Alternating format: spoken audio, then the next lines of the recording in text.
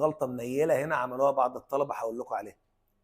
خدنا البالون ده حطيناه في اناء على شكل متوازي، ابعاده 10 20 30، يعني حجمه 6000. طب يبقى باقي المتوازي جواه ايه؟ جواه هواء عادي. يبقى انت حطيت هواء مضغوط حواليه هواء عادي، حجمه باقي حجم المتوازي، اللي هي المتوازي كله 6000 ناقص ال 500 الهواء المضغوط، يبقى كام؟ 5500. ضغطه 1 من 76. هي دي بقى المشكله، في ناس عملت الضغط بتاع العينه الثانيه ضغط جوي بس حطوا كام؟ 76. ما ينفعش، ولازم كله يبقى بنفس وحده القياس. بعد كده هو احكم الغلق بتاع الاناء وعايز الضغط النهائي، يعني عايز ضغط الايه؟ الخليط بعد انفجار البالون مع اهمال حجم المطاط. يبقى انت هتعمل خليط ما بين الهواء اللي كان جوه البالونه مع الهواء اللي حوالين البالونه بفرض ثبوت درجه الحراره. يبقى احنا هنطبق بويل. يبقى هنقول هنا ايه بقى مع بعض؟ يلا، ان بي فوليوم للخليط بتساوي بي 1 فوليوم 1 زائد بي 2 فوليوم 2. ماشي. ضغط الخليط احنا عايزينه، حجم الخليط 6000. العينه الاولى ضغطها 4 حجمها 500. العينه الثانيه ضغطها 1 لانها تعادل الضغط الجوي وحجمها 5500. هنجيب ضغط الخليط، طبعا هيطلع بوحده اتموسفير. لو طلبوا بوحده معينه حول. وفي نقطه، لو العينات كلها مش نفس الضغط كوحده ومش نفس الحجم كوحده، ما تبداش المساله الا لما كلهم يكونوا نفس الوحده ونفس نفس الوحده سواء ضغط او حجم. كنا هنضطر نجيب الحجم ازاي؟ كنا هنقول الفوليوم بتاع العينه المساحه بتاعه الانبوبه في الطول اللي انا بقيسه، فاهمني؟ لكن طول ما المساحه دي بكام؟ بواحد، يبقى الطول هو الحجم. معايا كده؟ خلاص، يبقى هنا طولها هو حجمها. الانبوبه دي ارتفاع الزئبق جواها كام؟ 75. واللي فوق ايه؟ فراغ طوله كام؟ يبقى اللي فوق ده ايه يا جماعه؟ فراغ، والفراغ ده طوله كام؟ طب خد بالك بقى، انا قلت لك معلوم، لما يبقى اللي فوق ده فراغ يبقى طول عمود الزئبق يمثل الضغط الايه؟ يبقى الضغط الجوي كمعلومه 75 سنتيمتر زئبق. الضغط الجوي يطلع 75 سنتيمتر زئبق. طب خد بالك، بعد كده هنعمل ايه؟ ادخل مقدار من الهواء عن طريق مضخه هواء. ادخل مقدار من الهواء في الحيز الموجود فوق الزئبق، فانخفض عمود الزئبق بالانبوبه لغايه ما بقى ارتفاعه 59. يبقى ارسم بس، كل ما ترسم كل ما يبقى الموضوع اسهل. لما هرسم كده، ادي الانبوبه البارومتريه، نزل الزئبق جواها بقى طوله كام؟ 59. فالطول ده 59 سم. وبقى اللي فوق هنا محبوس مين؟ هواء. عينة الهواء دي طولها معايا التسعة زائد فرق ال 75 من ال 59 اللي هم 16. 16 و9 يبقى طول عمود الهواء ده 25 سم. يبقى العينة الأولى طولها 25 سم، يعني حجمها 25 سنتيمتر مكعب. فاضل أجيب ضغطها. قلت لك معلومة المرة اللي فاتت، لو عايز تجيب ضغط الهواء اللي جوه الانبوبه البارومتريه يبقى نقطه جوه ونقطه بره. مين اللي بيضغط جوه؟ الهواء المحبوس زائد شريط الزئبق. مين اللي بيضغط بره؟ بي ايه. يبقى كده هقدر اقول له ايه بقى؟ ان ضغط عينه الهواء الاولاني ده بي ايه ناقص الاتش. طب بي ايه جبناها بكام؟ 75 ناقص 59. يبقى العينه دي ضغطها 16 سنتيمتر زئبق. طب بيقول لك بقى ايه؟ عايزين حجم الهواء لما يبقى ضغطه ضغط ايه؟ يبقى عايز اقول له ان انا عايز اجيب طول عمود الهواء الجديد او حجمه لما يبقى ضغط الهواء الجديد 75 سنتيمتر ايه؟ زئبق. صح كده؟ يبقى هنقول له ايه بقى مع بعض كده؟ هقول له ان بي 1 ال 1 بتساوي بي 2 ال 2. العينة الأولانية طولها 25 وضغطها 16، العينة الثانية ضغطها 75، يا ترى طولها هيبقى كام؟ وطولها هو حجمها. صعبة؟ ودي مش هشرحها لأن دي المثال المحلول اللي حلناه المرة اللي فاتت زي ما هو، مفيش جديد يعني، نفس المثال المحلول تاني. ودي من ضمن أسئلة الواجب وحلوة جدا، دي مسألة خليط. دول كام عينة غاز؟ معاك 3 حجوم وكلهم بنفس الوحدة، ومعاك 3 ضغوط، وبنهمل حجم الأنابيب دي عشان ما تبقاش عاملة مشكلة في المسألة. ولما فتحنا ال3 صنابير بقى حجم الخليط حجم ال3 انتفاخات. هو عايز ضغط الايه؟ الخليط. فهنقول له ايه بقى؟ بي فوليوم لمين بقى؟ للخليط، هيساوي بي 1 فوليوم 1 زائد بي 2 فوليوم 2 زائد بي 3 فوليوم 3. وقايل لك طبعا بفرض ثبوت درجة الحرارة. انت عايز تجيب ضغط الخليط وهيطلع بوحدة اتموسفير. حجم الخليط حجم ال3 دول بالملي لتر، والباقي ده كله معاك. صعبة؟ جميل. انا هقول نقطتين كنت سايبهم من المرة اللي فاتت.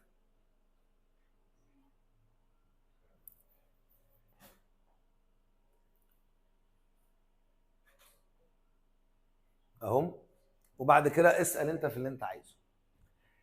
في الاختبار الاصفر رقم 1، لو ضغط كمية من غاز زاد بنسبة 10%، 10% يعني 1/10، هو اصلا بيبقى قيمته كام؟ 1. الله ينور عليكم. بقى كام؟ يبقى الضغط الجديد بقى 1.1 من الضغط القديم.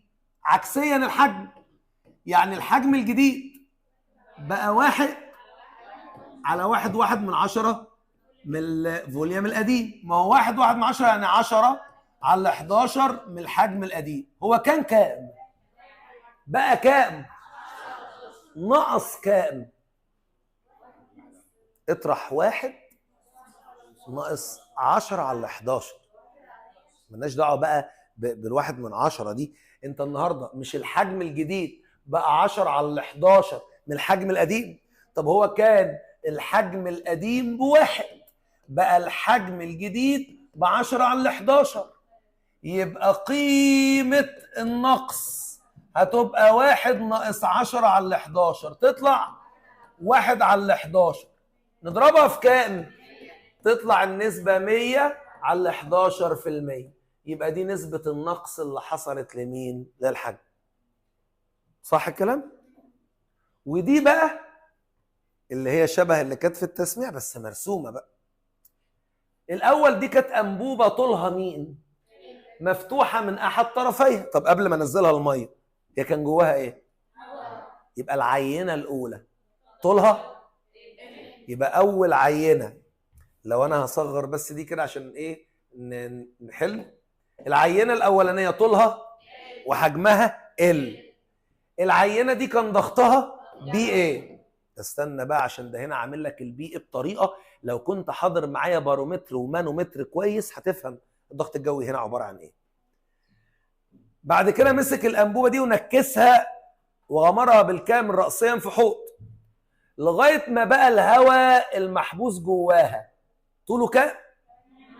يبقى العينة الجديدة 8/10 ال. طب عايز اجيب حجم الهواء، اول ما الهواء يخلص اعمل سطح اتزان، بحيث ايه بقى لما بعمل سطح اتزان؟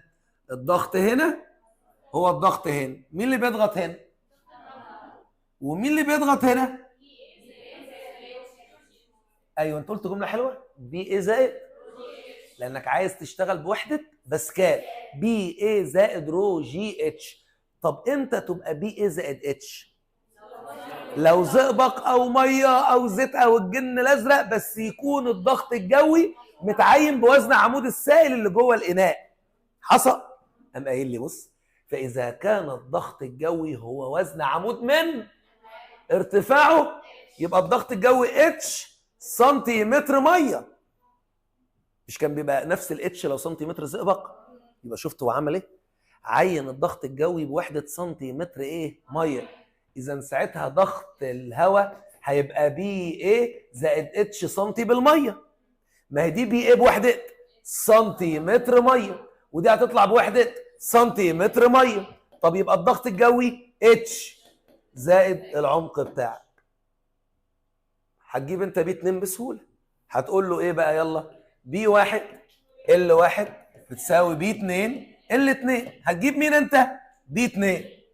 لو جبت بي 2 هتطلع بي 2 بدلاله اتش على فكره، صح؟ هتودي لها الاتش دي هناك بعكس الاشاره، هتطلع الاتش دي بدلاله اتش كابيتال، صح؟ يعني بي 2 هيطلع بدلاله اتش كابيتال، هتودي له الناحيه الثانيه اتش كابيتال، فتعرف الاتش دي بدلاله اتش كابيتال قد ايه. صعبه؟ انا شايف ان دول اهم نقط من المره اللي فاتت للمره دي. ابتدي انت اسالني لو عندك مشكله. اختياري، مقالي، اختبار اصفر. في مشكله في بويل؟ لو فهمنا شارل، اللي ورا شارل هو شارل بس بتغيير كلمه واحده ويبقى الفصل خلص. بص كده، قانون شارل ليه صيغه رياضيه وليه نص وتجربه. هو شارل عايز يعمل ايه؟ عايز يخلي الحجم مع درجة الحرارة الكلفينية أو المطلقة، الاتنين نفس المعنى، بينهم علاقة إيه؟ عند ثبوت الضغط. مظبوط؟ ده على فكرة. فإذا كده أنت عندك أول نص البويل يتناسب ضغط كمية معينة من الغاز تناسبا عكسيا مع حجمه عند ثبوت درجة.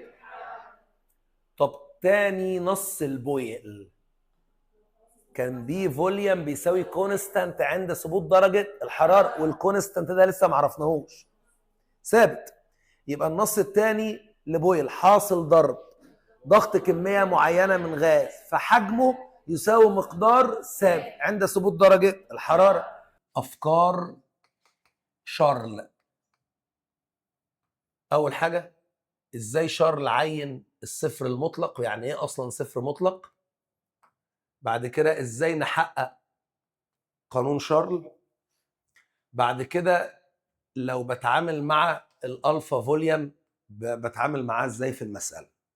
هبدا الاول بتحقيق قانون شارل. شارل قال ان الضغط لازم يبقى ثابت، فكده الحجم ودرجه الحراره الكلفينيه علاقه طرديه. فلو هنعمل هنا نسبه وتناسب هنقول ايه؟ فوليوم 1 على فوليوم 2 بتساوي تي 1 كلفن على تي 2 كلفن، علاقة طردية. طب انت عارف ان في تجربة شارل ما حصلش تسرب للغاز، يعني الكتلة ثابتة، ماشي. طب ما هو طالما الكتلة ثابتة رو بتساوي ام على فوليوم، الكتلة ثابتة يبقى رو فوليوم علاقة عكسية، يبقى فوليوم 1 على فوليوم 2 يعادل رو 2 على، يعني العلاقة معاهم علاقة عكسية. ادي علاقة تجمع الحجم ودرجة الحرارة وكثافة الغاز لما هثبت الضغط واثبت الكتلة. طيب لما اجي اتكلم على الصفر المطلق عايزك تفهم بقى. انا هقول لك انا هعمل علاقة بيانية، وهي علاقة كانت ما بين الحجم ودرجة الحرارة بالكلفن. علاقة ايه دي؟ طيب هو خليني اسألك سؤال، العلاقة دي ميلها ايه وفقا لقانون شارل؟ الميل كونستانت. برافو. لان اقسم صاد على س كده، فوليوم على تي. احنا قلنا في نص شارل ان فوليوم على تي تساوي كونستانت، صح؟ ماشي. يبقى معنى كده الكونستانت ده لسه مش عارف هو مين، ومش هو الضغط ده، هو كونستانت عند ثبوت الضغط، كونستانت لسه ما نعرفوش. طب في هنا مشكله في الرسمه دي، لو حد مركز وبيفهم هيقول لي ايه؟ هو انا هنا عند صفر كلفن الحجم بصفر، صح؟ معنى الكلام لو جينا نعقله في دماغنا، واعقل كده الكلام، يعني انا لو خدت غاز خليت درجه حرارته صفر كلفن هينعدم حجمه، يعني مش هيبقى فيه غاز، ده مستحيل يحصل. هيبقى فيه غاز برضه. طب ايه الرسمه؟ الرسمه غريبه يا باشا، ده مش في الواقع بيحصل. حتى لما بنيجي نعرف الصفر هنا، الصفر المطلق هو الصفر كلفن، هو درجه الحراره التي ينعدم عندها حجم الغاز نظريا، مش في الحقيقه. امال في الحقيقه لما توصل الغاز عند صفر كلفن يحصل له ايه؟ يتحول من الحاله الغازيه يا اما لحاله مساله يا اما لحاله صلبه، فاصبح ما بقاش غاز ايه؟ مثالي، بقى غاز حقيقي. معنى كده هنا السؤال لما يقول لك عرف الصفر المطلق، هتقول له هو درجه الحراره التي ينعدم عندها حجم الغاز نظريا. امال ايه اللي بيحصل في الحقيقه؟ عند الصفر كلفن بيتحول الغاز من مثالي لحقيقي، او من حاله غازيه لحاله سائله او حاله صلبه. طب انا لو حبيت بقى اعمل ايه يا باشا؟ حبيت ارسم نفس العلاقه تاني، بس بص بقى، انا هعمل العلاقه دي ما بين الحجم ودرجه الحراره السليزيه، طرديه برضو، بس انا عايز ابدا بما يعادل الصفر كلفن بس بالسليزيه. يعني انا عايز ابدا العلاقه دي، هي بادئه هنا من صفر كلفن، يبقى لازم تبدا بما يعادل الصفر كلفن. هو الصفر كلفن سالب 273 سليزيه، يبقى انا هبدا من هنا من السالب، والعلاقه علاقه طرديه. ده مين؟ سالب 273 سليزيه، بما يعادل مين؟ صفر كلفن. طب امشي معايا واحده واحده. امال ده صفر ايه؟ ايوه صح، ده صفر ايه؟ طيب يبقى ده ايه؟ الحجم عند، ايوه يا عم، يعني ده فوليوم صفر اللي هو اسمه ايه؟ الحجم الاصلي عند صفر سليزيه. يبقى اول سؤال، الجزء المقطوع من محور الصادات يمثل الحجم الاصلي عند صفر سليزيه.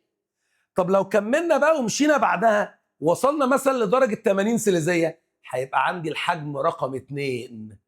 هيبقى عندي الحجم رقم، يبقى انا كده عامل علاقه بين تغير الحجم مع تغير درجه الحراره. مين القانون اللي يجمع بين دلتا فوليوم ودلتا تي؟ الفا فوليوم دلتا فوليوم دلتا تي، قلناها في قانون ايه؟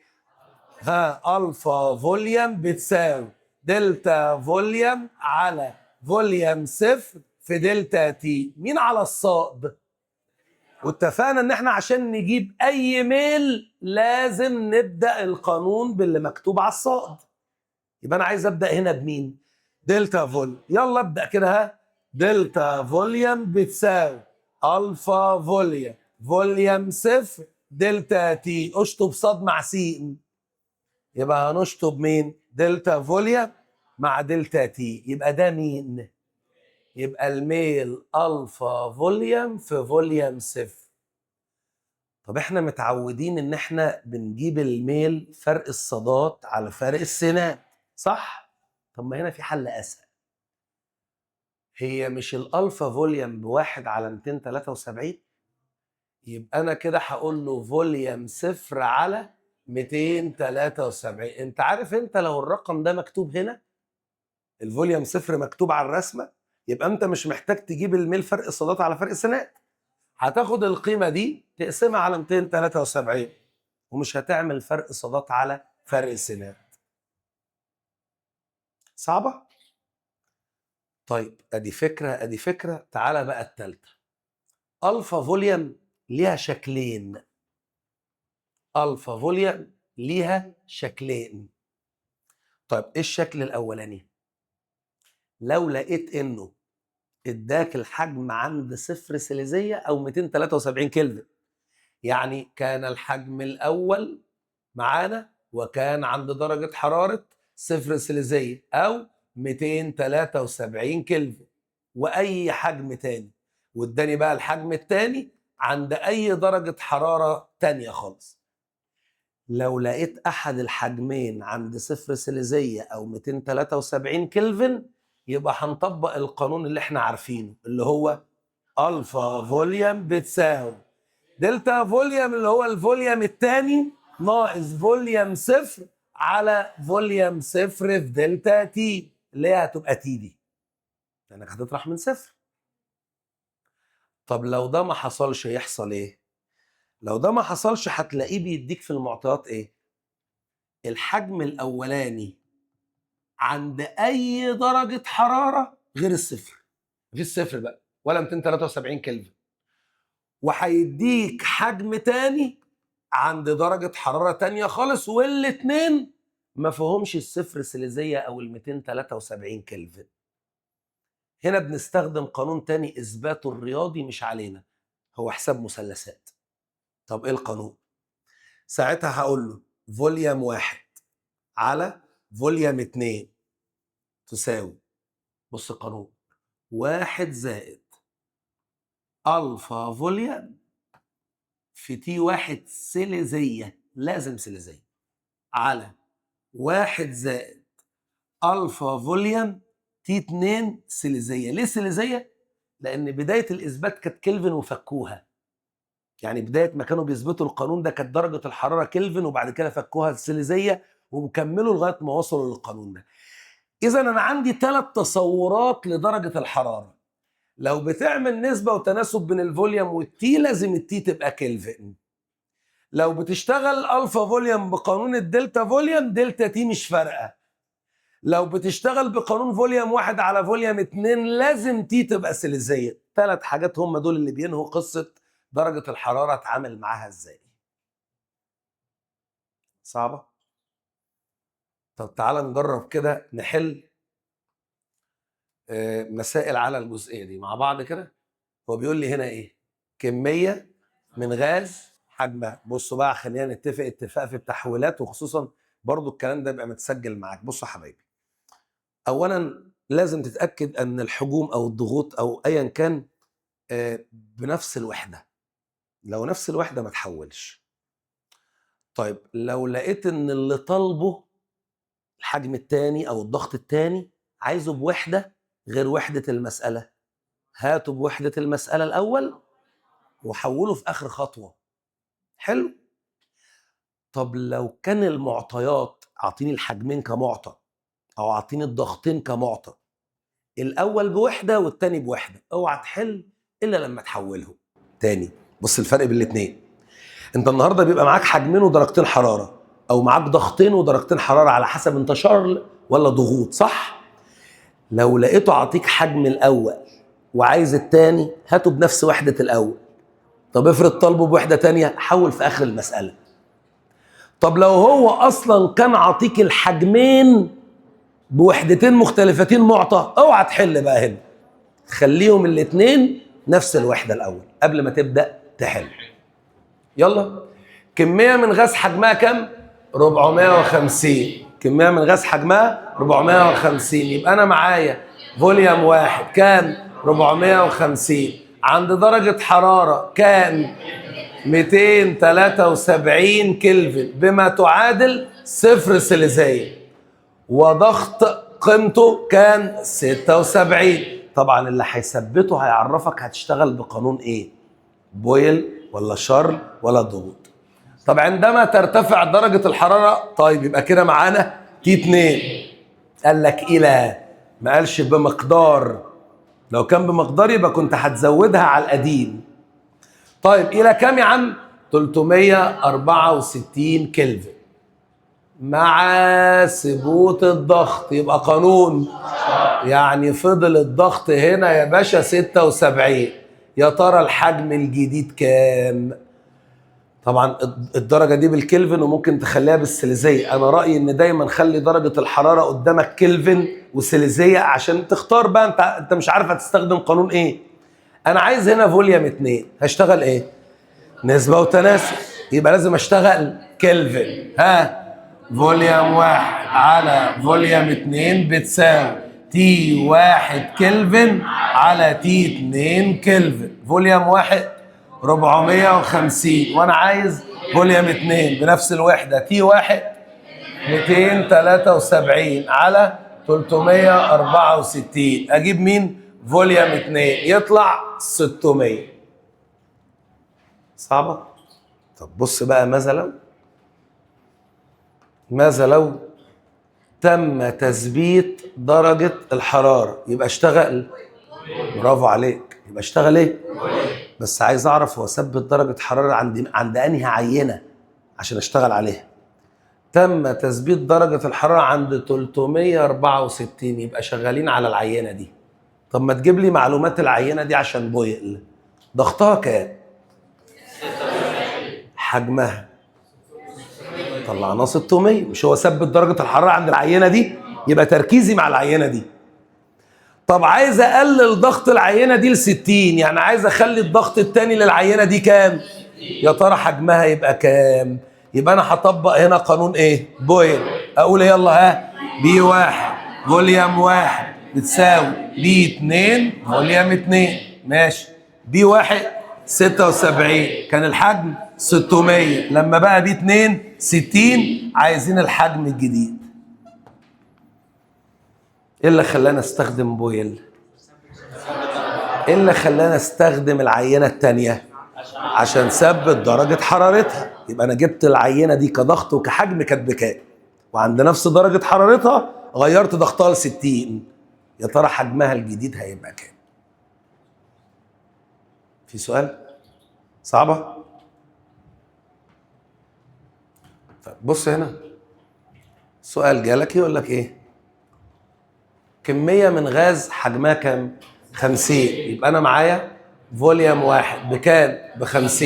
درجة الحرارة 273 كلفن، يعني 0 سيليزية. ضغطها كام؟ 76. دي أول عينة. طيب فإذا ارتفعت درجة حرارتها، يبقى أنا بتكلم عن عينة جديدة. ارتفعت درجة حرارتها بقت T2 بكام؟ 546 كلفن. عايز أرجعها سيليزية، عايز الاتنين قدامي، أطرح منها 203 يتبقى 273 سيليزية. والعينة دي ضغطها كام؟ 60 و8. طب العينة دي حجمها كام؟ 125 لتر. حلو قوي. معطياتي كاملة اهو. عايز ايه؟ معامل التمدد الحجم 1 على 273. مش هحل المسألة اهو. صفرت بقى. ما هو خلاص انت قولا واحدا لو الدنيا اتقلبت كده هيطلع 1 على 273. فانا هنا من ذكائي اختارها ومش حلل المسألة. صفرت جات لي مقالي بقى. بص، خلينا نتكلم ان حتى لو جات لي مقالي عمراني، ما انا ممكن اكتب له اي تعويضات واقول له اذا الفا 1 على 273. فانت كده عكيت الدنيا، لان المسألة فيها لغز. يعني اقرا المسألة كويس. انت عايز تحسب مين؟ الفا فوليا. طيب عايز تحسب مين؟ ما ينفعش، ضغط مش ثابت. الفا فوليوم لا تحسب الا اذا كان الضغط ماله حلو. ركز بقى يا باشا عشان تبقى مميز في الحته دي. يبقى ايه مشكلتي هنا؟ طب ما تثبته يلا. انت عايز تثبته عند كام؟ عايز تخليه 76 ولا عايز تخليه 60 و8؟ براحتك، رد. عايزه 76 يبقى مش هاجي ناحيه العينه دي. ليه؟ عشان هي 76. بس هعمل ايه؟ هعدل دي. ضغطها كام؟ انا عايزه 76. فحاجه اقول ايه؟ يتم تعديل هذه العينه بحيث العينه دي يلا بينا كان ضغطها كام؟ 60 و8. انت عايزه كام؟ 76. لازم تثبت حاجه، لازم تثبت حاجه للعينه عشان تشوف هتشتغل قانون ايه. تثبت ايه؟ درجه الحراره. يبقى عند ثبوت درجه حرارتها يعني هشتغل ايه؟ يلا بويل. هي لما كان ضغطها 60 و8 كان حجمها كام؟ 125. انا عايز ضغطها عشان تبقى زي العينه دي، فاقدر احسب الفا فوليوم صح؟ يا ترى حجمها عند 76 يبقى كام؟ هو انا كنت مجبر اثبت درجه الحراره؟ لا، كان ممكن اثبت الحجم والعب مع درجه الحراره قانون ضغوط. انا حر. انا كل مهمتي ان انا عايز اخلي العينتين بنفس الضغط صح؟ طب انت اخترت ان الضغط يبقى كام؟ 76. هل هتعدل دي؟ طب بس انت دي لازم تتعدل. لان ضغطها كام؟ 60/8، انت عايزه 6. فهشتغل قانون بويل، هقول ايه؟ B1 فوليوم 1 بتساوي B2. كانت العينه الاول ضغطها 60/8 على حجم 125. انا عايز اخلي ضغطها 6. يا ترى حجمها يطلع كام؟ 100. يبقى يتم تعديل هذه العينه. طب نعدل العينه دي ازاي؟ يلا بينا. هقول له بقى الجديد للعينه ان درجه حرارتها زي ما هي 546 او كلفن، او ما يعادل 273 سيليزيه. ضغطها الجديد بقى 76، حجمها الجديد بقى 100. حلو قوي كده، العينتين نفس الضغط. تعرف تحسب الفا فوليوم؟ بس انا عندي قانونين. هستخدم انهي قانون من اللي انا قلتهم من شويه؟ على حسب معاك الحجم عند 0 سيليزيه. معاك الحجم عند 0، يبقى القانون العادي.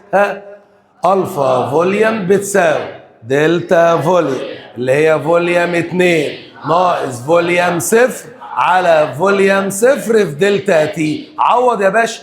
الحجم الثاني كام؟ 100 عند 0 50 على 50 في دلتا تي 273 ناقص 0 اللي هي كام؟ 273. بص بقى، 100 ناقص 50 ب50، 50 راحت مع 50 تطلع 1 على 273. بس انا هنا فاهم بقى السلوك العام لقصه تحقيق الالفا فوليوم لما يبقى الضغط ماله ثابت. مساله محترمه. فيها سؤال؟ وقام سألني هنا بيقول لي سؤال لازم يجي لك في الامتحان: ماذا لو رفعت درجة حرارة الغاز لأي رقم ما معامل التمدد الحجمي؟ يا حاج ده ثابت لجميع الغازات، عمره ما هو متغير لأي سبب من الأسباب. صعبة؟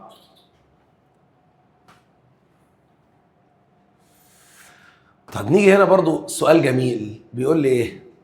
إناء مفتوح. طيب أنا لو سألتك هيبقى جواه إيه؟ هوا. هيجيب غاز منين يا حاج؟ هو هيبقى جواه إيه؟ هوا مرتاح ولا مضغوط؟ هو اللي دخل بمزاجه. هذا الإناء حجمه 2.5 لتر، يبقى هيبقى جواه هوا حجمه واخد الضغط الجوي ومرتاح ودخل بمزاجه جوه الإناء، قعد محدش ضغط عليه، صح؟ خدت الإناء المفتوح بالهواء اللي جواه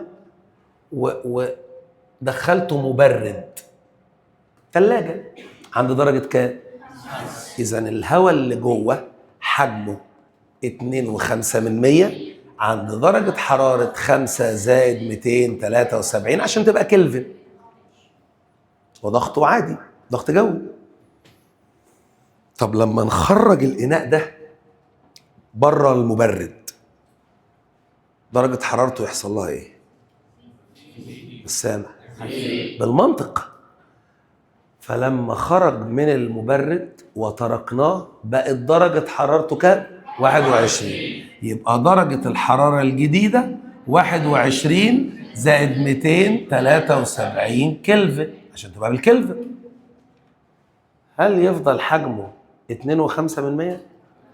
طب أنا بقى عايز أسألك، هو مثبت الضغط أهو وحجم الإناء مش هيتغير، يا ترى حجم الهواء الجديد يبقى كام؟ تشتغل ايه؟ انا عايزك تحسبها، عايزك تحسبها معايا. يلا يبقى هنقول ايه؟ فوليوم 1 على فوليوم 2 بتساوي T1 كلفن على T2 كلفن. هو فوليوم 1 بكام؟ 2.5 وانا عايز مين؟ فوليوم 2. درجة الحرارة الأولى 5 زائد 273، الثانية 21 زائد 273. بلغني كده ان الحجم الثاني طلع لا هي و16، صح؟ ايا كان يعني 2.16 الوحدة ايه؟ لتر. حلو. اهدى بقى. هل ده هيبقى موجود جوه الاناء كله؟ اهدى، صح؟ لا، ما هو الاناء مفتوح، يعني الهواء اللي جواه واخد حجم الاناء بمزاجه. اذا لما بقى الهواء الجديد حجمه 2.16 هيفضل جوه الاناء كام؟ 2.5%. وبره هيبقى كام؟ اللي مش هيبقى ليه مكان، الفرق بينهم اللي هو كام؟ 12%. مش انت حجم الاناء 2.5%؟ طب انت لما سخنته بقى 2.16، هيفضل من ال 2.16 جوه الاناء 2.5% ويتسرب. طب انا عايز حجم المتسرب يطلع كام؟ 12%، لانه مش هيقدر يدخل جوه الاناء الا اذا ضغطته غصب عنه. هو ما قاليش كده، هو قال لي الاناء ايه؟ مفتوح، يعني الهواء قاعد جوه بمزاجه. صعبه؟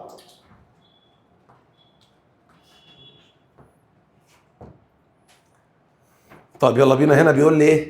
كميه معينه من غاز كثافتها معايا ايه؟ رو واحد. يبقى العينه الاولى رو واحد بكام؟ 1.3. العينه دي حجمها كام؟ 50. درجه حرارتها صفر السيليزيه اللي هي 273 كلفن. طب عايز كثافه الغاز، يعني عايز رو 2 بعد ما نرفع درجه الحراره بمقدار 50 كلفن. اسمع، مش هي كلفن يبقى ضيفها على الكلفن، مش تضيفها على السيليزيه.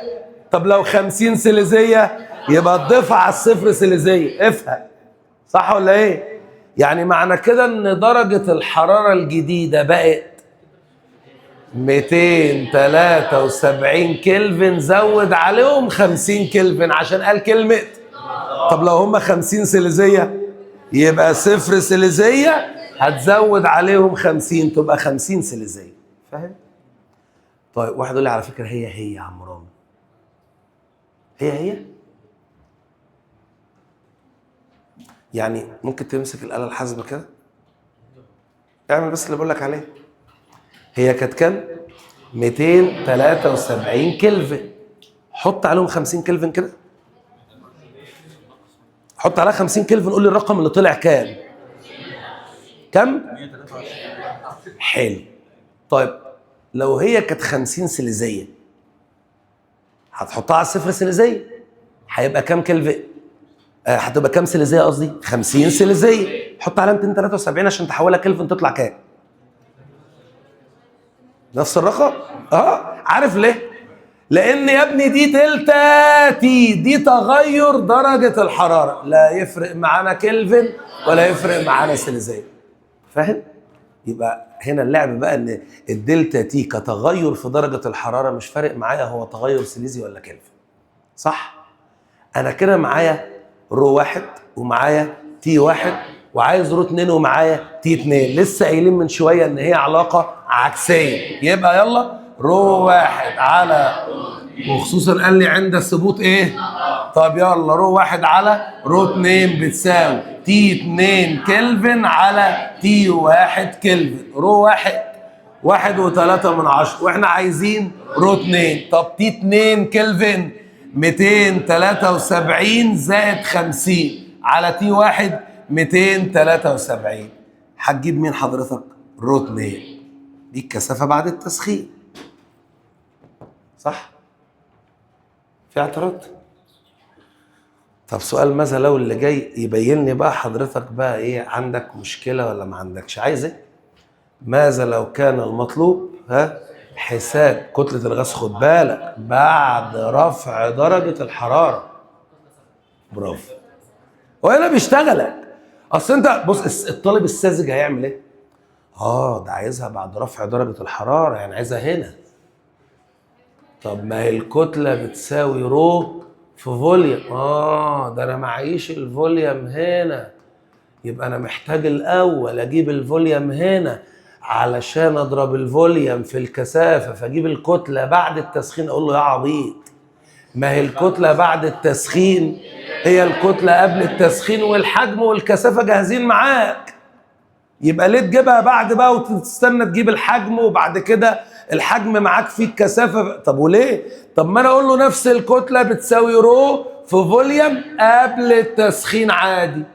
رو كانت قبل التسخين 1.3 كيلو جرام على متر مكعب، يبقى لازم كله متر مكعب. فحجمي كان 50 كان ايه؟ سنتيمتر مكعب في كام؟ في 10 أس سالب 6. الكتلة تطلع بالكيلو ايه؟ يحلها ألف حلال بعد كده. هو عايزها ايه؟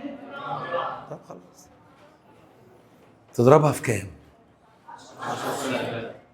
من جرام لكيلو جرام بتضرب في 10 أس سالب 3، يبقى العكس في 10 أس 3.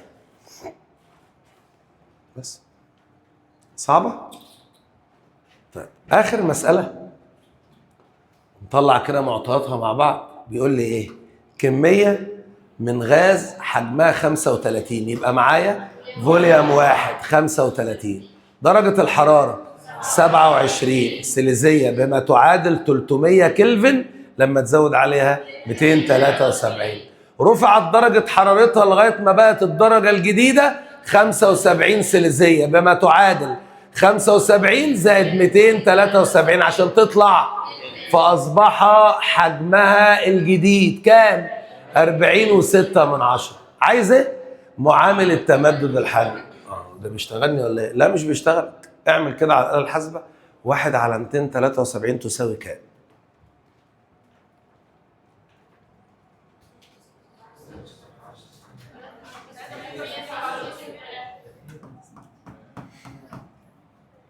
من غير ما احل، يبقى الرقمين دول في ذهنك دايما. طب ما تيجي نحلها.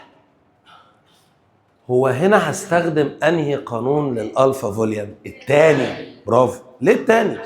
ما ادانيش اي حجم عند صفر سيليزيه، ما ادانيش اي حجم عند صفر سيليزيه، فهو انا عامل ايه؟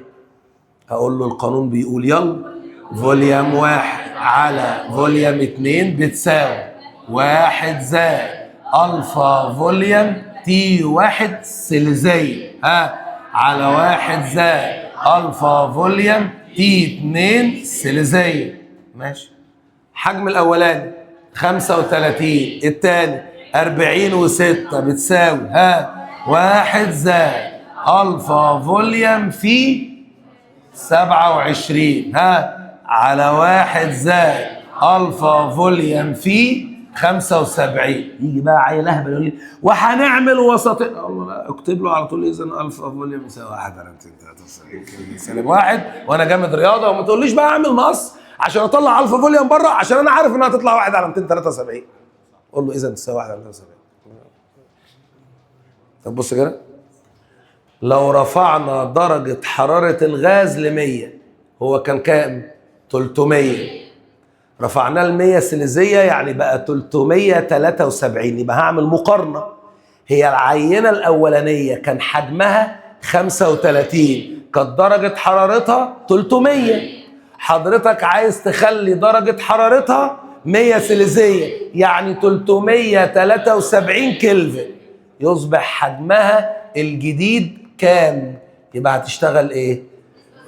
برافو. هتقول ايه بقى؟ فوليوم واحد على فوليوم 2 بتساوي تي 1 كلفن على تي 2 كلفن.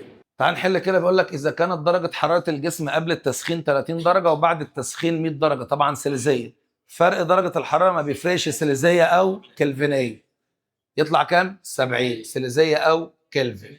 إذا كان لدينا غاز حجمه 5، يبقى معايا مين؟ فوليوم واحد، درجة حرارته 0 سيليزية. حلو معايا. يبقى تي 1 273 كلفن، رفعت درجة حرارته ل 10 سيليزية يعني تي 2 بقت 283 كلفن. عايز مقدار الزيادة في الحجم، يعني عايز فوليوم 2 وبعد كده تطرحه من فوليوم 1. يبقى انا لازم اجيب مين الاول؟ فوليوم 2. ايه القانون؟ قانون شارل بيقول ايه؟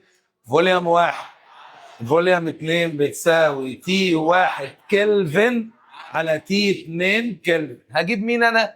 فوليوم 2، اقوم طرحه من فوليوم 1. كم؟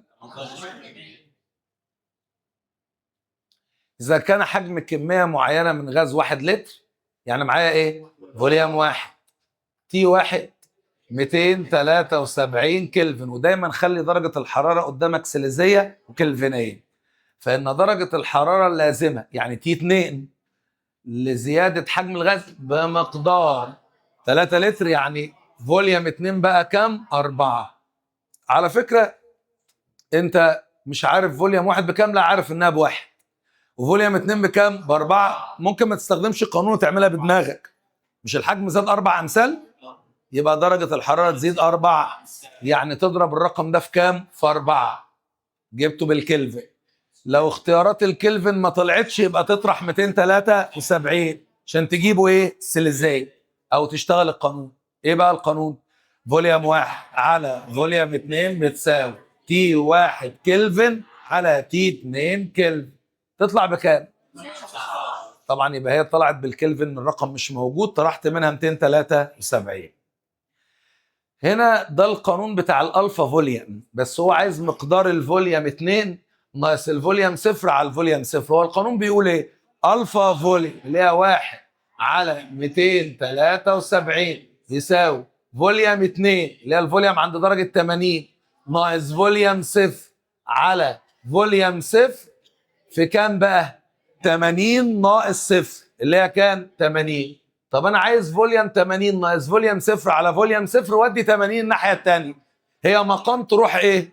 تطلع 80 على 273. فيها مشكله؟ اناء مزود بمكبس عديم الاحتكاك يحبس مقدار من غاز، وعند رفع درجه حراره الغاز بمقدار 100 سيليزيه. واحد يقول لي طب هي كانت كام الاول؟ تي. انا ما اعرفش، يبقى انا هقول له ان تي 1 بتي. طب يبقى تي 2 تي زائد 100. وخد بالك يا حبيبي دي ممكن تبقى 100 سيليزيه او كلفن، عشان ده مقدار الزياده في درجه الحراره اللي هو دلتا تي. سيليزيه او كلفن مش فارقه. يبقى كانت درجه حراره الاول تي والثانيه تي زائد 100. طب زاد حجمه بمقدار الربع. طيب يعني لو كان فوليوم 1، لو كان فوليوم 1 بواحد، يبقى فوليوم 2 زاد عليه ربع بقى 1 وربع. صح؟ ممكن تقول 1 فوليوم و1 وربع فوليوم في النسبة هيروحوا مع بعض. طيب هو عايز درجة الحرارة تي قبل التسخين، هنستخدم قانون شارل اللي هو هيقول ايه؟ فوليوم 1 على فوليوم 2 بتساوي تي 1 كلفن على تي 2 كلفن. طيب فوليوم 1 بواحد على 1 وربع بتساوي تي على تي زائد 100. مقص يا باشا وتطلع تي، يبقى 1 وربع تي بتساوي تي زائد 100. صح؟ خلي التي في ناحيه والارقام في ناحيه، تطلع التي بكام؟ خد بالك التي اللي انت هتجيبها دي كلفن. التي اللي انت هتجيبها دي كام؟ تطلع كام كلفن؟ طب 400 كلفن مش موجوده، اطرح منها 273. بس يبقى انت لو ما لقيتهاش كلفن رجعها سيليزيه. في سؤال؟ طيب بعد كده بيقول لي في تجربه لتحقيق قانون الضغوط. قانون الضغوط كثافه ثابته. هتقول لي ليه؟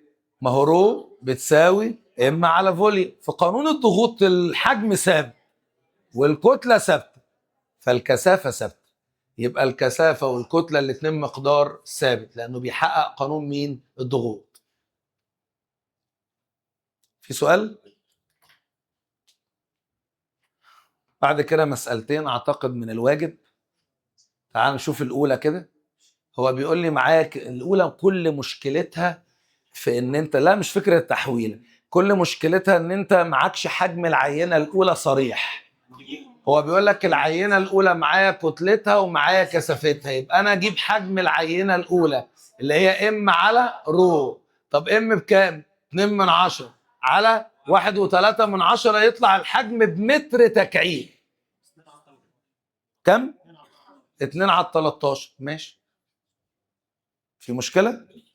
العينه دي كانت عند درجه حراره 0 سيليزيه يعني 273 كلفن، محبوسه داخل اناء مزود بمكبس قابل للحركه مهمل الاحتكاك.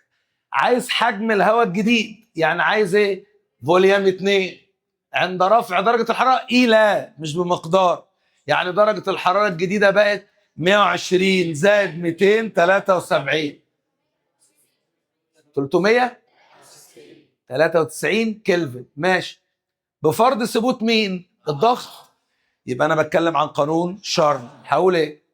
فوليوم 1 على فوليوم 2 بتساوي تي 1 كلفن على تي 2 كلفن. يلا بينا. الحجم الاولاني 2 على 13 وانا عايز الحجم الثاني. طبعا الحجم بمتر تكعيب يبقى الثاني يطلع متر تكعيب. طيب تي 1 كلفن 273 على 393. يبقى انت عايز فوليوم 2 ده في ده على ده. كم؟ 21 من 100 22 متر تكعيب. طب انت تقريبكم بقى رايح في داهيه. انا رايي ان انت ما تقربش الرقمين 20، تقرب ل3. ده الافضل والامان. طيب بص معايا هنا المساله دي بيقول لي في جهاز ايه شر طالما اداني مساحه يبقى الطول مش هو الحجم. يعني انت هنا لازم تجيب طول وتجيب حجم. اسمع بقى، المساحه عندي في مشكله هنا ان هي 4 ملي متر مربع. كمل. طيب والشريط الزئبق اللي بيحبس 2 سم، مالناش دعوه، ده اللي حابس الهواء. وطول عمود الهواء المحبوس 10 سم. دي مشكله بقى، لان المساحه بالمليمتر مربع والطول بالسنتي. يا تخلي الطول بالملي يا تخلي دي بالسنتي يا تخلي ال2 متر مربع وتريح بالك. لو انت بقى هتحتاس يعني ترجعهم للوحده اللي انت متعود عليها، لكن كده ما ينفعش تشتغل. وانا كده عايز اجيب حجم العينه الاولى، فهقول ان حجم العينه الاولى بيساوي اف اتش او اف ال. طيب انا عندي مشكله بقى والتحويلها هتكعبلني. حول للوحده الاساسيه. يعني هقول المساحه كام؟ 4. الملي 10 اس سالب 3 مربع 10 اس سالب 6. يبقى ملي متر مربع في 10 اس سالب 6. في الطول بكام؟ ب10 سنتي في 10 اس سالب 2. كده انا معايا حجم العينه الاولى عند درجه كام؟ 27. يبقى تي 1 27 زائد 273 300 كلفن. شفت بقى هنا الطول مش هو الحجم لان المساحه مختلفه. يبقى انا معايا فوليوم 1 ومعايا تي 1. طب رفعت درجه الحراره 57، يعني انا معايا تي 2 كام؟ 57 زائد 273 عشان تبقى ايه؟ هو عايز الحجم الجديد. ده كان ممكن يقول لك انا عايز الطول الجديد، فبعد ما تجيب الحجم تقسمه على المساحه. تحويله مهمه جدا. هجيب فوليوم 2 بالقانون اللي بيقول يا جماعه فوليوم 1 على فوليوم 2 بتساوي تي 1 كلفن على تي 2 كلفن. خد بالك ان الحجم الثاني يطلع برضو ايه؟ متر تكعيب، لان انت حولت هنا فطلع الحجم بمتر تكعيب، او على حسب الوحده اللي انت اشتغلت بيها. خليتها كلها ملي تمام، خليتها كلها سنتي تمام، خليتها كلها متر مربع زي الفل، زي ما تحب تحول. اناء ايه؟ يعني قاعدته على شكل دايره. قاعدته على شكل، طبعا مش هرسمه اسطواني بقى، بس خلاص خليك متخيل ان هو اسطواني. الاناء ده ليه مكبس، اكيد المكبس هو كمان على شكل دايره.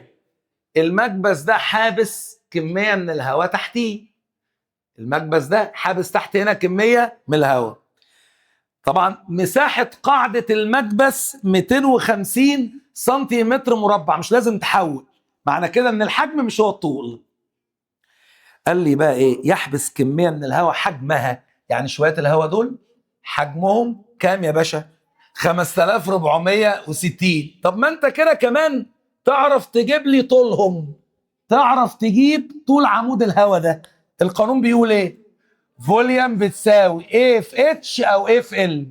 فوليوم 5460، مساحه 250. ما تحولش، يطلع الطول 20 على ما اتذكر 84 من 100 سم.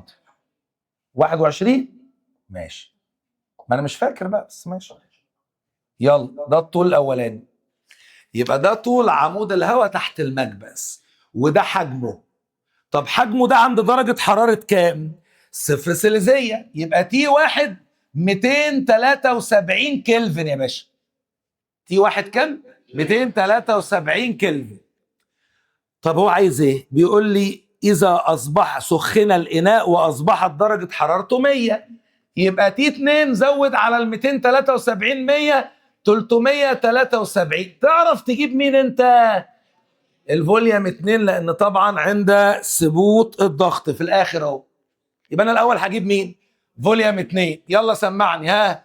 فوليوم 1 على فوليوم 2 بتساوي تي 1 كلفن على تي 2 كلفن. هجيب مين انا؟ فوليوم 2. حد حسبها؟ 7000 كم؟ 460 سنتيمتر مكعب. طب ما انا كده لما سخنت المكبس اتحرك لاعلى ولا لاسفل؟ لاعلى، لان حجم الهواء نقول المكبس وصل هنا، صح؟ وبقى معايا كل ده ايه؟ هواء، حجمه معايا اهو. طب ما انا ممكن اجيب طوله الجديد. طوله الجديد هيساوي حجمه على مساحته. حجمه اللي هي 7460 على كلامكم على 200 وايه؟ يطلع طوله الجديد. ماشي، متأكدين؟ 29.84 سنتي. عارف ده معناه ايه؟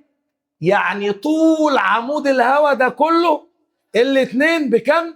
29.84 والاولاني 21.84. هو عايز المسافة اللي اتحركها المكبس، هتطرح الطولين من بعض بس.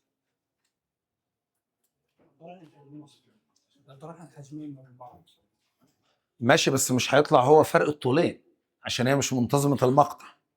لو طرحت الحجمين من بعض تقسمهم على المساحة تجيب فرق الطولين. يعني لازم تقسم على المساحة برضه. قولي. 11 في الاختياري.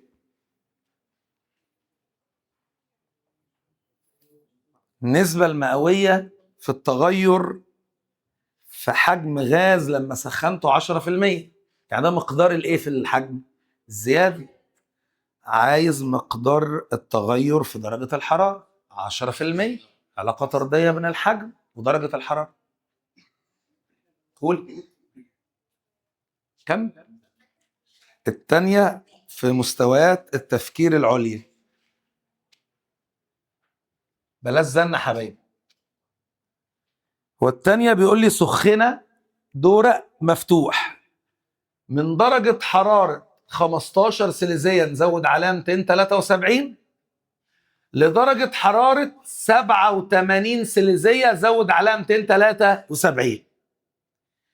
عايز نسبة حجم الهواء اللي خرج إلى حجم الدورق نفسه.